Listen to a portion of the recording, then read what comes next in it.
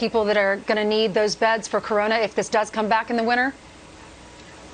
As soon as the test becomes available, usually September, October timeframe, you should get the vaccine. I have gotten it every single year. Most physicians and healthcare workers do, so we don't spread the influenza virus within the hospital system. It's required for many of us. But I think as an average citizen, why would you not take the opportunity? You have something that works. If you had a vaccine for COVID-19, you'd for sure take it. So I think it makes sense to take whatever tools we have, reduce the burden on the system.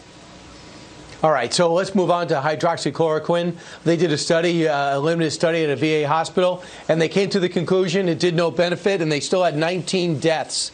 What's your reaction to that, since you've been doing, we've all been doing heavy work to find out if this works or not? Well, the VA study looked at older and quite a bit sicker patients, all male patients in their hospitals, and they showed that the drug by itself didn't help and might harm that population. As you know, there have been other studies. Then the VA study was retrospective. They looked back to see what had happened because they weren't gathering the data at the time that they were actually giving the medications. Studies that have done this prospectively, so looking forward and giving it as collecting data as they're going along, like in France or the randomized trials from China, have shown benefits, but only really when it's given earlier to patients. The fact of the matter is, we don't know. Thankfully, these medications are prescription only, so doctors are desperately awaiting the completion of the higher quality randomized trials.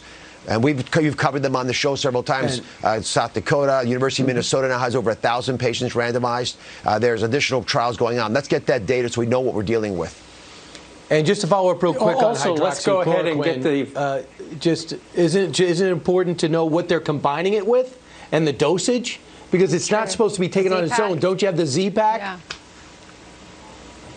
There's a lot of variables, Brian. I got to say, I think at this point there's so much data coming from so many places. We are better off waiting for the randomized trials Dr. Fauci has been asking for. Otherwise, we keep reacting back and forth for studies that show opposite results. And a lot of it might have to do with when you get the medication.